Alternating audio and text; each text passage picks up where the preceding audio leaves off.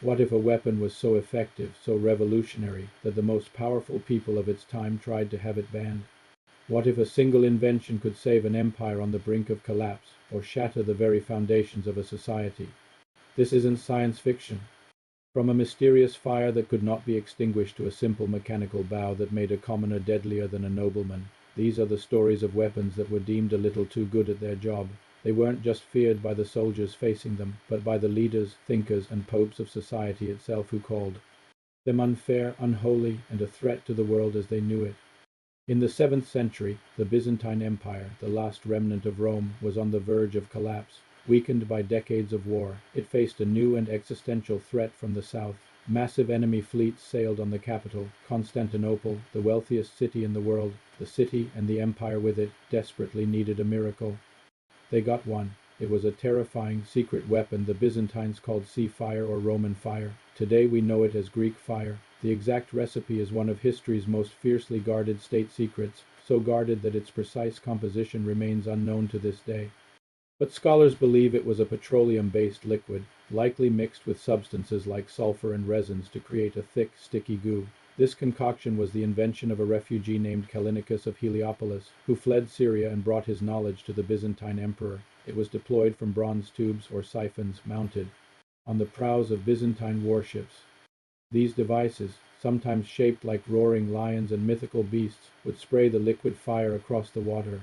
The effect was apocalyptic. The fire was sticky, clinging to ships, sails, and sailors, but its most terrifying trick, trying to douse it with water, was useless.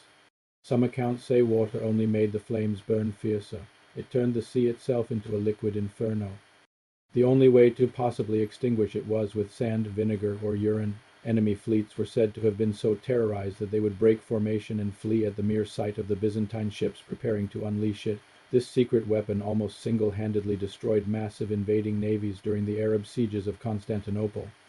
First in 678 and again in 717, saving not just the city, but the entire empire from annihilation. To the Byzantines, its invention was seen as a divine gift. For centuries, they guarded the formula with religious intensity, ensuring no enemy could replicate it. This technological monopoly allowed a struggling empire to keep powerful enemies at bay, securing its survival for generations. While Greek fire was a top-secret superweapon controlled by an empire, our next invention created a crisis so profound the Pope himself tried to outlaw it.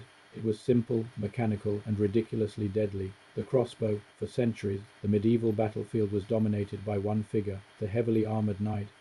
Encased in steel, trained from birth in the art of war, the knight was the apex predator of his time. This military power reflected the rigid social order of the feudal system. Knights were nobles, born to rule and fight. Commoners were born to serve. The crossbow shattered that reality. A traditional war bow, like the English longbow, took immense strength and years, even a decade, of constant practice to master. An entire culture had to be built around training archers. A peasant, however, could learn to use a crossbow effectively in about a week. Its power didn't come from the user's strength, but from a mechanical crank or lever that drew the string. A simple pull of a trigger could unleash a short, heavy bolt powerful enough to punch through a knight's expensive armor. Suddenly, a low-born soldier, a peasant with minimal training, could kill a nobleman from a safe distance. This wasn't just a military shift. It was a social earthquake. The weapon undermined the value of a knight's lifelong training and the chivalric ideal of honorable, face-to-face combat. The ruling class was appalled. The panic peaked in 1139 at the Second Lateran Council. Pope Innocent II issued a decree, Canon 29, declaring the crossbow hateful to God and banned its use but only against Christians. There was, of course, that loophole. Using it against non-Christians, such as during the Crusades, was perfectly fine.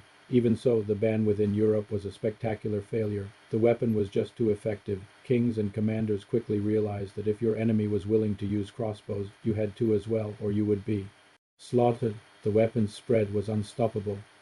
In a moment of supreme and poetic irony, one of the crossbow's greatest champions, King Richard the Lionheart of England, was killed by a crossbow bolt in 1199 while besieging a minor castle. The wound, seemingly minor at first, turned gangrenous, and the mighty king died an agonizing death delivered by the very weapon he had so often employed. So we have two revolutionary weapons. Greek fire was a state-controlled superweapon, a guarded secret that saved an empire from foreign invaders. The crossbow was a democratizing tool of warfare, a simple machine that threatened to upend the social order from within. Both prove that the debate over weapons being too effective or unfair is nothing new, but what do you think? Which weapon was truly more controversial? The imperial superweapon that turned the sea to fire, or the commoner's tool that could kill a king? Let us know in the comments below, and if you enjoyed this look into the controversial technology of the past, make sure to subscribe and hit the notification bell for more stories about the tech that changed our world. Thanks for watching.